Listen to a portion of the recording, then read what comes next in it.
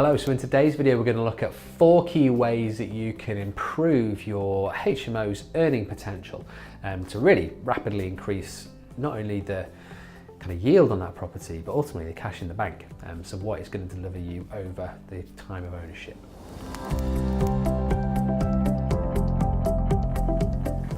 So the very first way you can increase your HMO earning potential is to look at extending into space that you might have at the back of that property with a single story or a double story extension. We've got a property that we're currently doing at the moment in Warrington, an area of the Northwest. That particular building, over probably 8 years or so we've had it, has been operating for the last couple of years as a HMO in terms of 2 reception rooms, 4 bedrooms. Now prior to that, it was a 3-bedroom, 2 reception room house. So before we purchased it, that's what that type of property was. Now it's quite a large property because it's an end terrace, but ultimately it had good floor space within that property to convert it and utilize it as an extra bedroom. So one of the rooms was split into 2 to create an extra bed space. However, the reception kind of spaces weren't properly and efficiently utilized.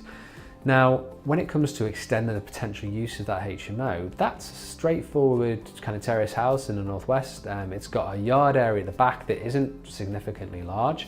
However, in that space, we're able to do a 2-story extension going out at the back and still leaving some decent communal space for tenants, for bins, bikes, things like that.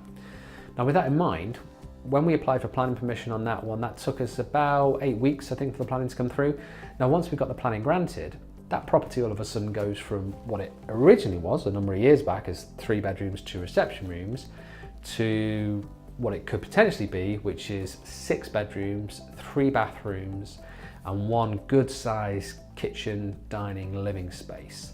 Now that particular property is nothing unusual in terms of the location or the size of the house. It's a good floor print and footprint in terms of the current size of it, but it's not excessive compared to other kind of terraces that you can find, end terraces especially across the Northwest. It's a straightforward terrace, but by simply going out and extending into that extra space at the back, it just opens up the potential opportunity for that property. So that's the first way of really ramping up the potential use or benefit of those kind of HMOs.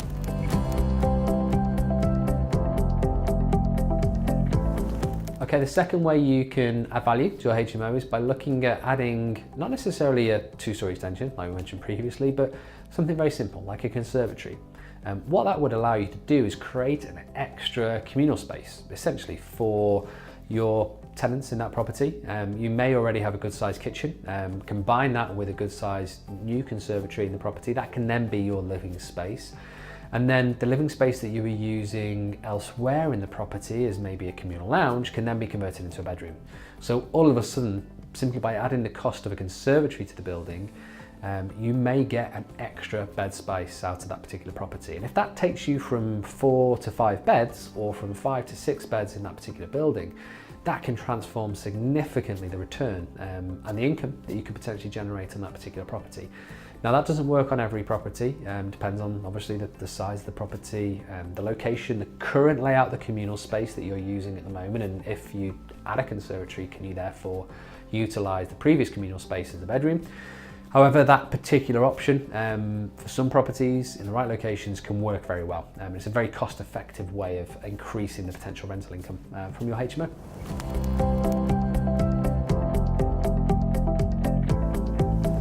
Okay, the third thing to consider is converting a garage. So this is something we've just done on a recent project. It was a 3-bedroom, 2 reception room property previously. It had good sized kind of rooms already, but at the back it had an attached garage that wasn't really being utilized. It was just kind of dead space. So we knocked through the kitchen area, created a small kind of corridor section, which gave kind of a space going into, or an exit going into the communal yard at the back, or yard at the back, and then into the garage area, which gave us a good kind of ensuite, a double bedroom at that back space, and really opened up the potential for that property that went from a 3-bedroom, 2 reception room house to a 5-bed, 1 reception room HMO. And the space that we've got out of all of those rooms, simply by not chopping up kind of some of the areas, some of the rooms, or really ultimately stripping out the communal space, we're allowed to keep that.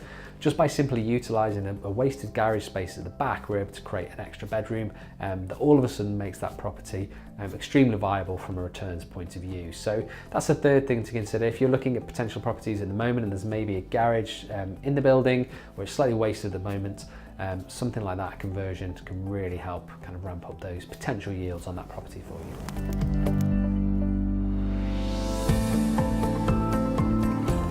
Fourth thing to consider when it comes to potentially increasing significantly the returns that you're getting on your HMO is very simple and it's very cost effective to do, and that's interior design. So one thing that you'll find if you start to dig a bit deeper in terms of the potential competition in a particular area for HMOs is there's very standard rooms being provided. Magnolia walls, white ceilings, mattress maybe, or a divan bed that's not kind of made up in the bedroom, and that's it. Maybe not all the furniture, maybe it's not been staged properly, maybe it's not been kind of painted recently, it's just a bit run down, tired, or very simple, very basic kind of rooms.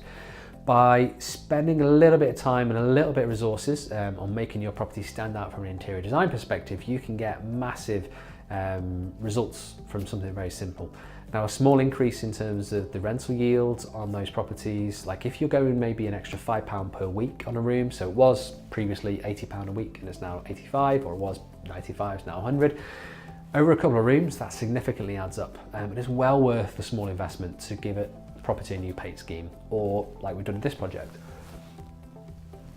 We got some pictures up, we got some shelves up, we've done a brand new kind of paint scheme throughout the property. This was a refurbishment project anyway, but we followed an interior design kind of model on this particular property to allow us to really push those ceiling prices on the rents and allow us to really stretch to get that extra £5, maybe even £10 a week on those rooms.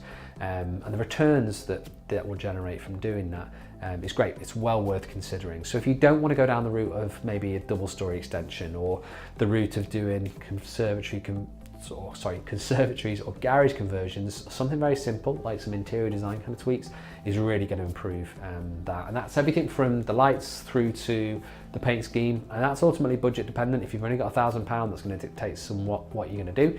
If you've got a couple of £1,000 to invest, it can be well worth it. So hopefully that gives you a bit of an insight in terms of 4 key ways really that you can really start to ramp up the potential returns that your HMO can deliver. So over and above the kind of standard HMOs that are maybe out there at the moment, and how you can start to open up some potential other opportunities or other properties that you maybe not considered before, by simply doing those tweaks, and that can really give you a better return on the overall project. So hopefully that helps. Thank you for watching this video. If you like this content and you'd like to join our free online property training course, we've got a link for it on this page. And in there we cover a range of different property strategies to help you get started, either building a long-term property portfolio or creating a cash-flowing property business. We also look at ways to increase your return on investment with any of the properties you're maybe considering. And we also have a couple of cheat sheets and downloadable documents in there as well. Simply click on the link to join the free training course today.